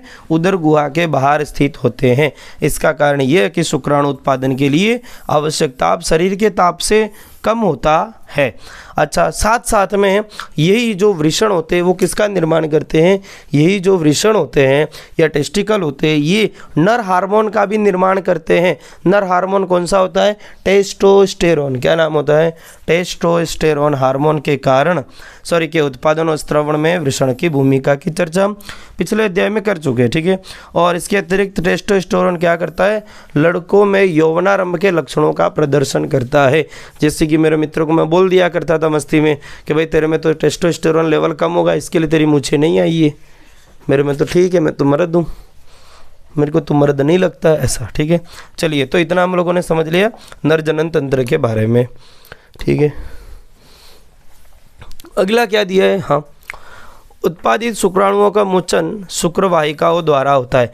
जो शुक्र कोशिकाएं बन चुकी है शुक्रवाहिकाओं के द्वारा कहाँ आती है? ये शुक्रवाहिकाएं मूत्राशय से आने वाली नली से जुड़कर एक संयुक्त नली बनाती है। ये मूत्र मार्ग कहलाती है। जो शुक्राणु बन चुका है ये कहाँ से कहाँ आते हैं? जो शुक्र कोशिका बन चुकी है वो बनी हुई शुक्र कोशिका यहाँ से आती हुई शुक्र कोशिकाएं ऐसे आती हुई, इससे होती हुई ऐसे बाहर निकल आती है। ठीक है, तो ये शुक्र कोशिका इस मार्ग से होती हुई बाहर आती है और इस मार्ग का नाम क्या होता है? मूत्र मार्ग होता है। ठीक है, यही वाली बात यहाँ पर लिखी है। ठीक है, शुक्राणु एवं मूत्र दोनों के प्रवाह के लिए उभय मार्ग है। यानी जो ये जो मूत्र मार्ग है, ये मूत्र मार्ग शुक्राणुओं के लिए भी मार्ग है और मूत्र दोनों के लिए प्रवाह के उभय मार्ग है। साथ ही साथ प्रोस्टेट ग्रंथि और शुक्राशय अपने स्राव शुक्रवाहिका में डालते हैं, जिससे शुक्राणु तरल माध्यम में आ जाते हैं। जो शुक्राणु होता है वो रियल में कुछ ऐसे स्ट्रक्चर का होता है, कुछ ऐसी होती है इसकी संरचनाएं।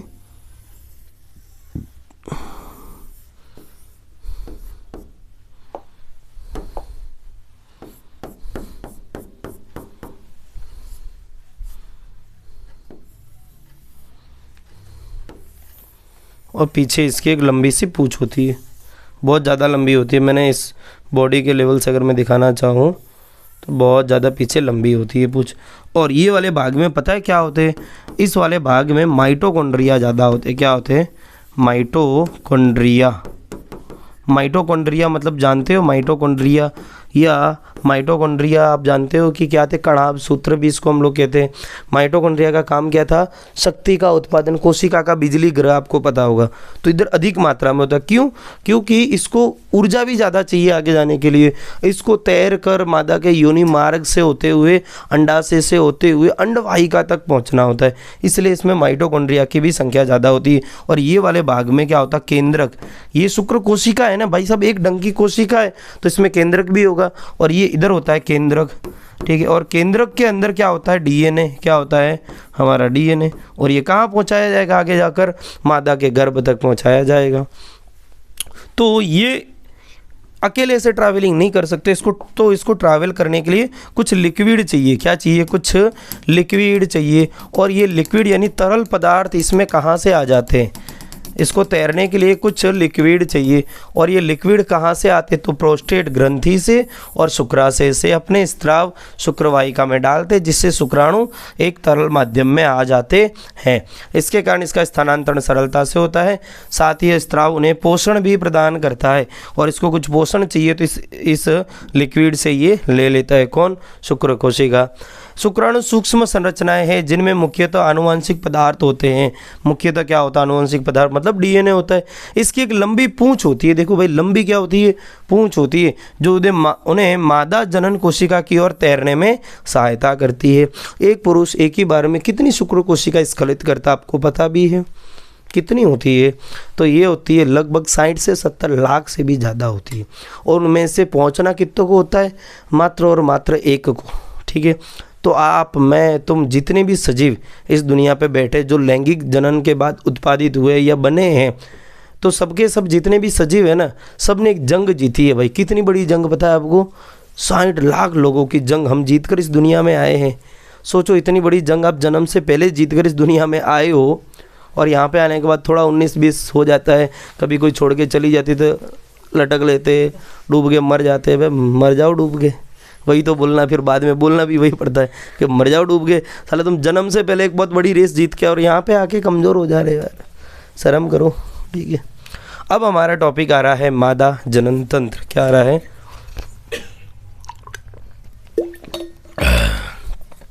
मादा जनन तंत्र में बहुत इजी जो होता है वो मादा जनन तंत्र है। एनसीईआरटी के हिसाब से कोई डायग्राम इजी है इस चैप्टर का, तो मादा जनन तंत्र का है। मादा जनन तंत्र के अंदर ये वाला जो भाग है इसको हम कहते हैं अंडाशय। क्या कहते हैं? अंडाशय। ठीक है, और यहाँ पर जो नलिका दी है, ये जो नली होती है इसका नाम होता है अंडवाहिनी। क्या नाम होता है भैया? अंडवाहिनी। कलर चेंज कर लेता हूँ, क्या येलो कर देता हूँ, अंडवाहिनी। ठीक है, और इस अंडाशय के अंदर क्या बनता है? अंडाणु बनता है। यहाँ से होता है अंडाणु, कहाँ आता है भाई साहब? इस अंडाशय के इस तुम्बिका क्षेत्र में आकर रुक जाता है, इधर आकर स्टॉप हो जाता है। अगर इधर से भी बनता है तो यहाँ से होता है, ये कहाँ पर आता है? इधर आकर रुक जाता है, इससे आगे नहीं जाता भाई। इससे आगे वो तभी जाएगा जब शुक्र कोशिका यहाँ तक पहुँचेगी। मतलब शुक्र कोशिका को कितना ट्रैवलिंग करना पड़ता है? एक जो शुक्र कोशिका है वो यहाँ से होती हुई वो कहाँ तक जाएगी? यहाँ तक जाएगी और इसके साथ मिलेगी, तब जाके एक परिपक्व भ्रूण बनेगा, और ये भ्रूण आगे आकर इसी गर्भाशय में आकर स्थापित हो जाता है। फिर वहाँ पर 9 महीने टिकता है, फिर एक शिशु यानी एक बच्चा जन्म ले लेता है। इस वाले भाग को हम लोग क्या कहते हैं? गर्भाशय कहते हैं। क्या कहते हैं? गर्भाशय कहते हैं। ठीक है, गर्भाशय की ये जो परत होती है ये एक मांसल गद्दीदार होती है, इसके अंदर रक्त प्रवाह की मात्रा भी ज़्यादा होती है, और यही वो परत होती है जो आगे जाकर मासिक स्राव या पीरियड साइकिल का एक कारण बनती है। ठीक है, चलिए तो थोड़ा आगे बढ़ते हैं। हाँ, एक और स्ट्रक्चर है बहुत बड़ा, ये तो और मेरे को अच्छा लगा तो मैं ले आया था कि और चीज़ें विजुअल अपने जितना हो सकता है मैं क्लियर करने की कोशिश कर रहा हूँ, समझाने की कोशिश कर रहा हूँ। यहाँ पर एक देख लो, एक ऐसी संरचना है और ये क्या है, अंडाशय है, और ये क्या है, अंडवाहिनी है। अंडवाहिनी इस अंडाशय से जुड़ी हुई है, देख लो भाई ऐसे करके ये पूरा का पूरा। और ये वाला भाग क्या है, गर्भाशय, और ये क्या है, योनि मार्ग, क्या है, योनि मार्ग है, ठीक है।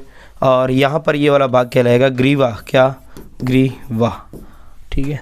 चलिए अब हम चलते हैं एनसीईआरटी वाले चित्र और एनसीईआरटी वाले टॉपिक की ओर। आप लोगों ने इतनी चीज़ें चित्र के माध्यम से समझ लिए तो आपको एनसीईआरटी वाला टॉपिक और अच्छे से समझ में आएगा। यहाँ पर क्या दिया, देखो ये दिया अंडाशय। अब देखो ये स्ट्रक्चर कैसा और ये स्ट्रक्चर कैसा है। मुझे तो लगता है चित्र वालों को यही देना चाहिए था, एनसीईआरटी वालों तो और ज़्यादा चीज़ें क्लियर हो। और यहाँ पर कुछ भी बना के दे रहे, ठीक है। और इसको देखने में बच्चों को शर्म सी लगती है। भाई 10वीं वाले बच्चे 8वीं वाले को दिखाते, देख बेटा, 9वीं वाले को दिखाते, देख देख ये आता है, और वो ऐसे चुप चुपा के दिखती ऐसा करता है बाजू में से कोई देख रहा, बोले कुछ नहीं, बोले क्या क्या दिया है, ठीक है। तो देख लो भाई ये है, ठीक है, ये है गर्भाशय, देख लो भाई। और ये क्या है, ग्रीवा, और ये क्या है, योनि। ये क्या है भाई साहब, अंडाशय, और अंडाशय के ऊपर क्या है, अंडवाहिका। बस ख़त्म, इतना सा तो टॉपिक था। इधर दिया, उसके बारे में पढ़ेंगे। मादा जनन कोशिका अथवा अंड कोशिका का निर्माण कहाँ होता है, देखो अंडाशय में होता है। कहाँ होता है, यहाँ पर होता है। वे कुछ हार्मोन भी उत्पादित करती है, कुछ हार्मोन भी बनाता है। कौन, अंडाशय। ईस्ट्रोजन, प्रोजेस्टेरॉन कौन बनाता है, अंडाशय बनाता है। चित्र 8.1 को ध्यानपूर्वक देखिए। मादा जनन तंत्र के विभिन्न अंगों को पहचानिए। ये आपको कभी बोर्ड में नहीं लिखना होता है। लड़की के जन्म के पहले से ही अंडाशय में हजारों अपरिपक्व अंड होते। इसके अंदर है ना बहुत से अंड होते, जन्म के पहले से होते हैं इसमें। और कितनी संख्या में होते हैं, हजारों की संख्या में। लेकिन इसमें से काम के कितने भाई, हर महीने एक काम का, इधर भी हजारों होते, इधर भी हजारों होते। हर महीने एक एक परिपक्व होता रहता है, या तो यहाँ से परिपक्व होगा या फिर वहाँ से परिपक्व होगा। लेकिन कितना होगा कुल मिला के, एक। यौवनारंभ में इनमें से कुछ परिपक्व होने लगते हैं। 2 में से एक अंडाशय द्वारा प्रत्येक माह हर महीने एक अंड परिपक्व होता है। कितना, एक। महीन अंडवाहिका अथवा फैलोपियन ट्यूब द्वारा यह अंड कोशिका गर्भाशय तक ले जाए जाते हैं। तो अंड कोशिका इस अंडवाहिका द्वारा कहाँ तक ले जाए जाते हैं, गर्भाशय तक ले जाए जाते हैं। दोनों अंडवाहिका संयुक्त होकर एक लचीली थैलेनुमा संरचना का निर्माण करती है, जिसे गर्भाशय कहते हैं। देखो दोनों की दोनों अंडवाहिकाएं जो है मिलकर गर्भाशय नहीं बना रही है, ऐसा आपको लग रहा है। देखो दोनों की दोनों अंडवाहिकाएं मिलकर, देखो ये वाली अंडवाहिका है, ये आगे जाकर ऐसी बनी है, ये वाली अंडवाहिका आगे जाकर ऐसी हो रही है, ये वाली अंडवाहिका आगे जाकर ऐसी जुड़ रही है। और ये दोनों की दोनों मिलकर क्या बना रही है, ये दोनों की दोनों अंडवाहिका मिलकर क्या बना रही है, थैलेनुमा संरचना बनाती है, जिसको हम क्या कहते हैं, गर्भाशय। क्या कहते हैं, गर्भाशय, ठीक है। गर्भाशय ग्रीवा द्वारा योनि में खुलता है। गर्भाशय, ये गर्भाशय और ये ग्रीवा द्वारा कहाँ खुलता है, योनि में खुलता है, ठीक है। अब निषेचन वाला टॉपिक आ गया इसी के अंदर। भाई साहब ये मैंने जो स्ट्रक्चर एक लाने की कोशिश की, आप देख पाओगे कि रियल में अगर मैं कंपेयर करूं जो मनुष्य के अंदर होता है, तो ये एक क्या है, ये एक अंड है। क्या है, अंड है। इसका निर्माण किसने किया भाई, अंडाशय ने किया है, ठीक है। और यहाँ तक कौन पहुँच रहे, देखो ये संरचनाएं कुछ आ रही है। इस संरचनाओं का नाम क्या है, ये क्या है, शुक्र कोशिका है। और इन हजारों करोड़ों में से, मतलब लाखों में से यहाँ तक किसको पहुँचना होता है, सबसे पहले एक को। इनमें से जो भी एक सबसे पहले अंदर एंट्री ले लेता है वही विजेता होता है, बाकियों के लिए एंट्री तुरंत बंद। सोचो प्रकृति ने कितनी संरचना बनाई है, इतनी छोटे से स्ट्रक्चर के अंदर, इतने छोटे से स्ट्रक्चर के अंदर भी हजारों गुना छोटा स्ट्रक्चर एक अंदर एंट्री कर जाता है। उससे पता भी चल जाता है कि भाई अंदर एंटर कर गया है, और बाकियों के लिए एंट्री बंद भी कर देता तुरंत। इतना सिक्योरिटी सिस्टम टाइट होता है इसके अंदर, ठीक है। भाई सब भगवान ने क्या संरचना बनाई है, मैं तो ऊपर वाले के सामने नतमस्तक हूँ भाई। और लोग बोलते भगवान होते ही नहीं है। मैथुन के समय शुक्राणु योनि मार्ग में स्थापित हो जाते हैं, जहाँ से ऊपर की ओर यात्रा करके वे अंडवाहिका तक पहुँच जाते हैं, जहाँ अंड कोशिका से मिल सकते हैं। अब ये मैथुन के समय योनि मार्ग में स्थापित हो जाते हैं। योनि मार्ग से होते हुए कहाँ जाते हैं? गर्भाशय, गर्भाशय से होते हुए कहाँ जाते हैं? अंडवाहिका तक जाते हैं। यानी कहाँ से मैथुन के समय ये कहाँ स्थापित किए जाते हैं? यहाँ पर। और यहाँ से होते हुए कहाँ? गर्भाशय, गर्भाशय से कहाँ जाते हैं? अंडवाहिका तक जाते हैं। कौन? शुक्र कोशिकाएं। आगे, निषेचन अंडा विभाजित होकर कोशिकाओं की गेंद जैसी संरचना या भ्रूण बनाता है। भाई गेंद जैसी तो है ऑलरेडी। भ्रूण गर्भाशय में स्थापित हो जाता है, जहां यह लगातार विभाजित होकर वृद्धि करता है तथा अंगों का विकास करता है। हमने पहले ही पढ़ चुके हैं कि माँ का शरीर गर्भधारण और उनके विकास के लिए विशेष रूप से अनुकूलित होता है। यानी हम पहले भी पढ़े थे कि माँ का जो गर्भाशय होता है वो बच्चा मतलब वहाँ पर जन्म हो, उसका विकास हो, उसके लिए पहले से परिपक्व होता है, रेडी होता है। अतः गर्भाशय प्रत्येक माह भ्रूण को ग्रहण करने एवं उसके पोषण हेतु तैयारी करता है। इसके लिए आंतरिक परत मोटी होती जाती है तथा भ्रूण के पोषण हेतु रुधिर प्रवाह भी बढ़ जाता है। हर महीने में, हर माह में गर्भाशय तैयारियाँ करता है। क्या तैयारियाँ करता है?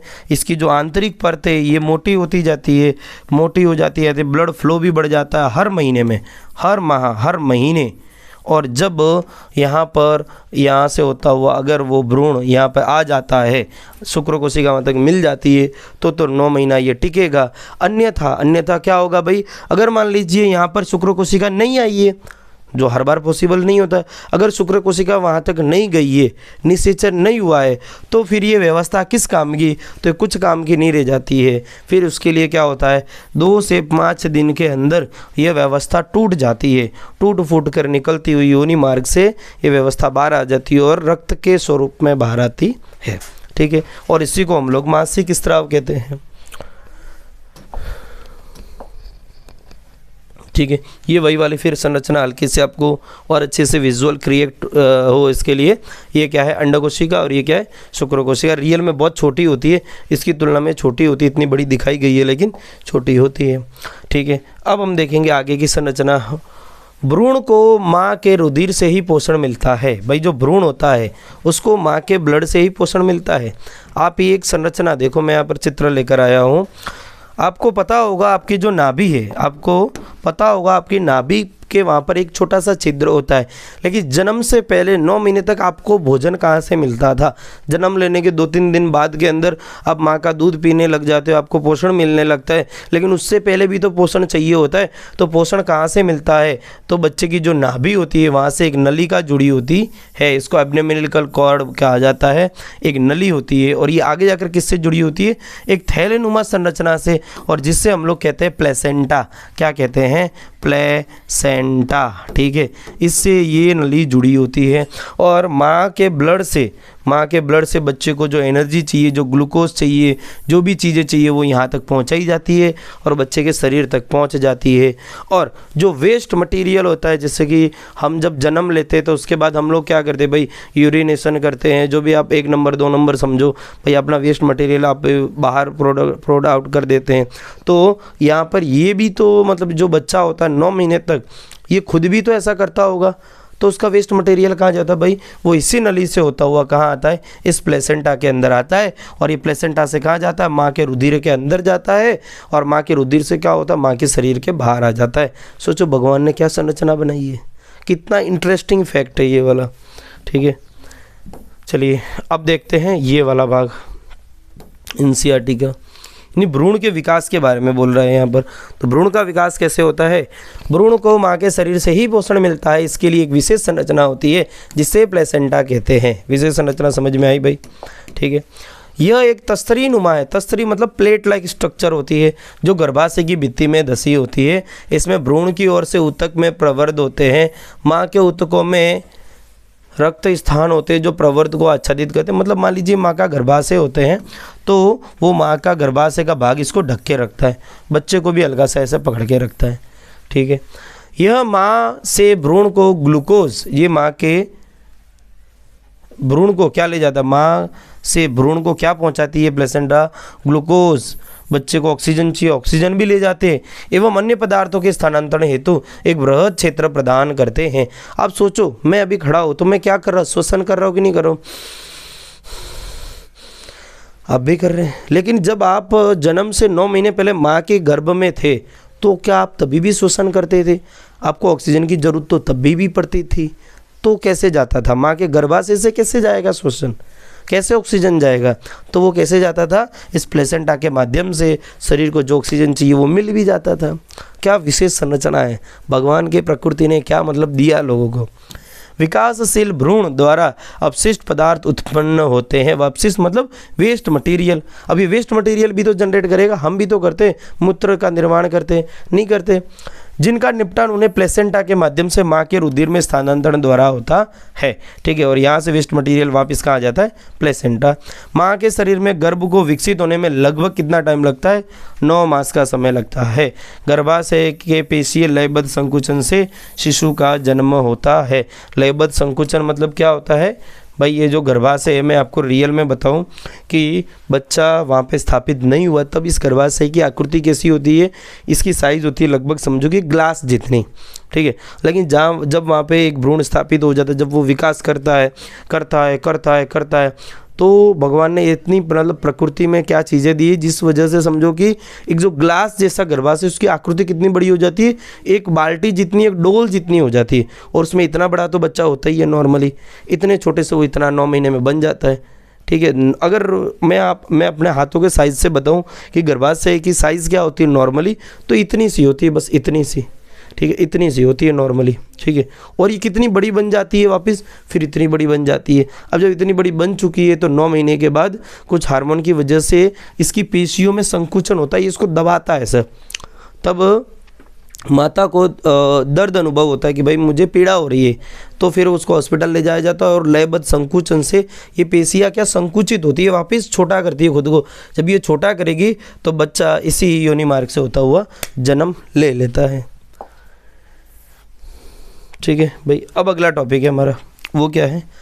क्या होता है जब अंड निषेचन नहीं होता? मैं पहले ये भी बता दिया, अगर अंड का निषेचन नहीं होगा तो जो गर्भाशय हमने बनाया था यहाँ पर, आपको गर्भाशय यहाँ पर दिया गया है। ठीक है, बरोबर। अगर यहाँ पर अंड आया है, ठीक है, तो अगर इसका निषेचन नहीं हुआ है तो क्या होगा? तो यहाँ पर महीने भर जो तैयारियाँ हुई थी, क्या तैयारियाँ हुई थी?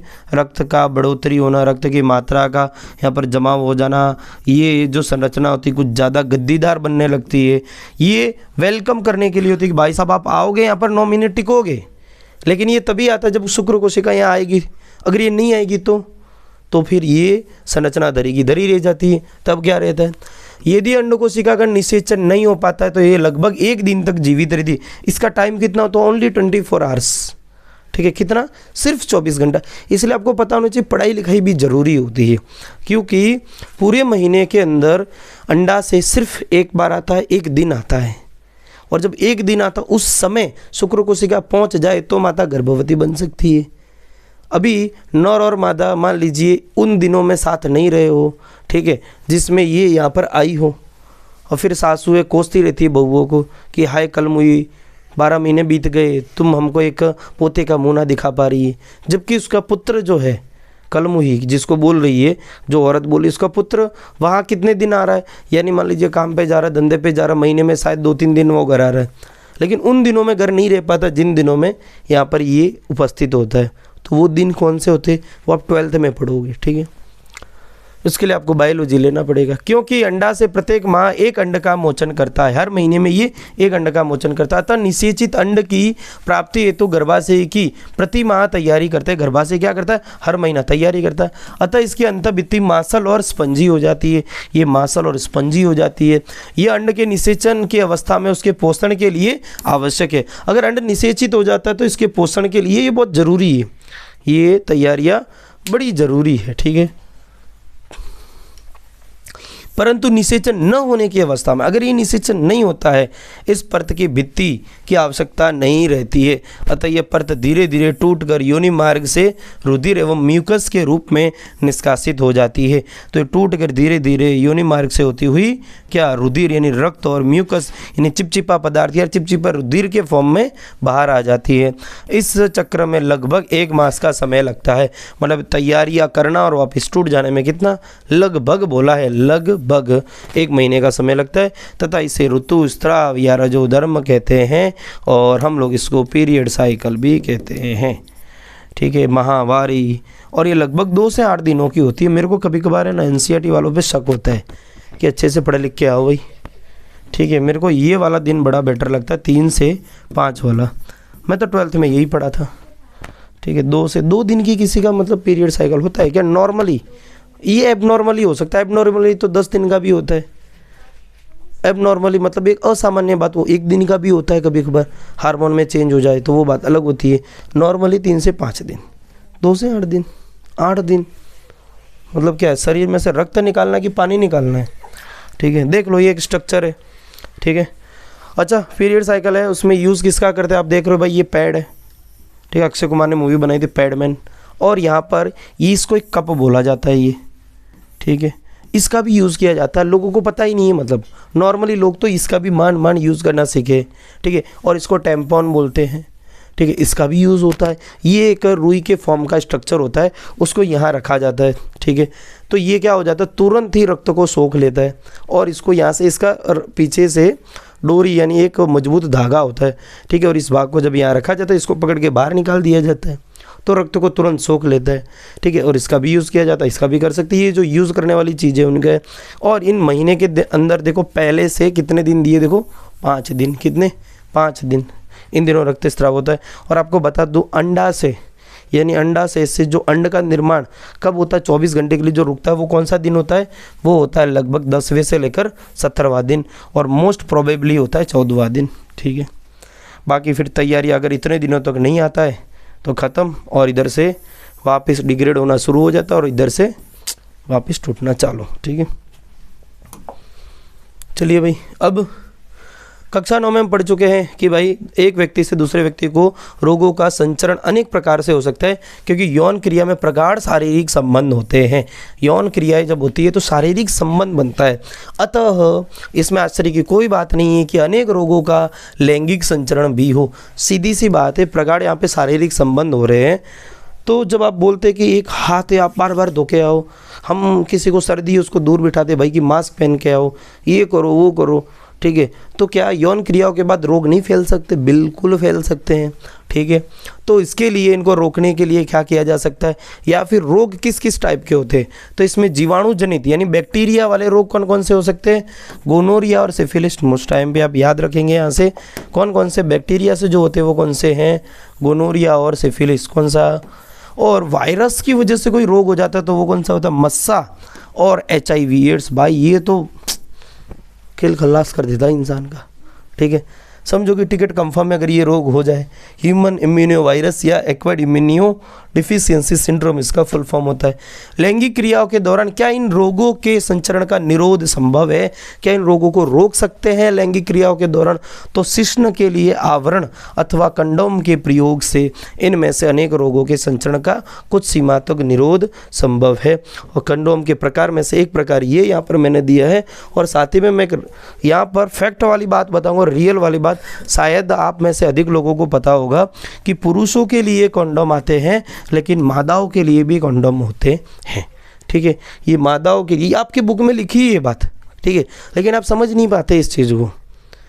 जब मुझे 12वीं कक्षा में पता चला कि मादाओं के लिए भी कंडोम जैसी चीज़ें होती है, ये पुरुषों के लिए होती है और ये मादाओं के लिए होती है। ठीक है, देखो इसका यूज़ भी देखो कैसे दिया गया। ये देखो, ये मादा का ग्रीवा मार्ग है। ठीक है, और उसमें इसको पहना दिया जाता है। अब देखो बुक में क्या दिया है, यौन क्रिया द्वारा गर्भधारण की संभावना सदा बनी रहती है। गर्भधारण की अवस्था में स्त्री के शरीर और भावनाओं की मांग आपूर्ति बढ़ जाती है। भाई यौन क्रियाओं के दौरान सीधी सी बात है, गर्भाशय में अगर या गर्भाशय से होती है शुक्र कोशिका अंड कोशिका तक जाएगी तो क्या होगा, हो सकता है वो माता गर्भवती बने। लेकिन कुछ माताओं को भी ऐसा लगता है कि नहीं, अभी हम परिपक्व नहीं है या हम अभी बालक नहीं चाहते हैं, तो वो क्या करते हैं, क्या कर सकते हैं गर्भधारण को रोकने के लिए। यदि वह इसके लिए तैयार नहीं है तो इसका उपयोग स्वास्थ्य पर विपरीत प्रभाव भी पड़ता है। मतलब किसी के अंदर ब्लड की ऑलरेडी कमी है, वो क्या बच्चे को जन्म देगी। तो इसके लिए क्या किया जा सकता है, गर्भधारण रोकने के लिए तरीके खोजे गए। ये गर्भरोधी तरीके अनेक प्रकार के हो सकते हैं। इसमें एक तरीका यांत्रिक अवरोध का, जिसमें शुक्राणु अंड कोशिका तक न पहुंच सके। इसके लिए शिश्न को ढकने के लिए कंडोम अथवा योनि में रखने वाली युक्तियाँ है। तो ये योनि में रखने वाली युक्ति है, ठीक है, ये शिश्न को ढकने वाली युक्ति है। दूसरा तरीका है शरीर में हार्मोन संतुलन के परिवर्तन का, जिसमें अंड का मोचन ही नहीं होता है। हार्मोन परिवर्तन मतलब इसमें दवाइयाँ यानी पिल्स ली जाती है। दवाइयों की वजह से हार्मोन में इतना संतुलन, हार्मोन को इतना अलग कर देते, इतना चेंज कर देते कि अंड कोशिका का निर्माण ही नहीं होता है।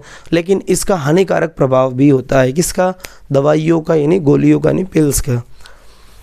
अतः निषेचन नहीं हो सकता। ये दवाएं सामान्यतः गोली के रूप में ली जा सकती है, परंतु ये हार्मोन संतुलन को परिवर्तित करती है, तो उनके कुछ विपरीत प्रभाव मतलब साइड इफेक्ट भी हो सकते हैं। ठीक है, गोलियों के क्या साइड इफेक्ट भी हो सकते हैं। गर्भधारण रोकने के लिए कुछ अन्य युक्तियाँ हैं, जैसे कि लूप अथवा कॉपर-टी। कुछ ऐसी ये संरचनाएं होती है कॉपर-टी जैसी, जो गर्भाशय में स्थापित की जाती है और वो शुक्र कोशिकाओं की गति को रोक देती है। ठीक है, परंतु गर्भाशय के उत्तेजन से कुछ विपरीत प्रभाव हो सकता है। कॉपर-टी की वजह से गर्भाशय में फिर से विपरीत प्रभाव हो सकते हैं। अब मान लीजिए कोई माता है जिन्होंने 4 बच्चों को जन्म दे दिया होता है, और गांव वाले एरिया में जहाँ 4-5 बच्चों ने जन्म ले लिया, तो उस कंडीशन में वो क्या कर सकते हैं, उस कंडीशन में वो वैसेक्टोमी या ट्यूबेक्टोमी यानी शुक्रवाही का उच्छेदन, यहाँ पे लिखा हुआ दिया होगा, हाँ, अंडवाहिनी अथवा फैलोपियन नलिका को अवरुद्ध कर दिया जाता है। या फिर पुरुष में भी ये किया जाता है, नसबंदी आपने सुना होगा, मतलब ये जो नलिकाएं होती है इनको रोक दिया जाता है। ये रे नलिका, अब इस नलिका को यहाँ से काट दिया जाता है। इसको यहाँ से काट कर या तो इसको ऐसे गांठ लगा दी जाती है टाइट, या फिर इसको काट कर इसको यहाँ पर गांठ लगा देते, इसको यहाँ पर गांठ। अगर इसको काट देंगे तो क्या यहाँ से अंड कोशिका यहाँ तक आ पाएगी? बिल्कुल नहीं। तो क्या वो माता गर्भवती बनेगी? नहीं बन पाएगी। दूसरा तरीका क्या होता है? दूसरा होता है पुरुषों में। अब पुरुषों के अंदर कहाँ गया, ये रहा। दूसरा तरीका होता है पुरुषों के अंदर, तो पुरुषों की ये जो नलिका होती है, ये शुक्रवाही का, इसको यहाँ पर गांठ लगा दी जाती है, इसको काट दिया जाता है। अगर इसको ही काट देंगे तो यहाँ से क्या शुक्र कोशिका यहाँ से बनकर बाहर आ पाएगी? नहीं बन पाएगी। ठीक है, तो यहाँ से काट दिया जाता है। ये भी एक यहाँ पर युक्ति होती है। तो ये चीज़ें कब होती है, कौन करवाता है? ऑपरेशन से ये चीज़ें संभव हो पाती है। ठीक है, कैसे? ऑपरेशन लिखा, शल्य क्रिया तकनीक द्वारा इस प्रकार के अवरोध उत्पन्न किए जा सकते हैं।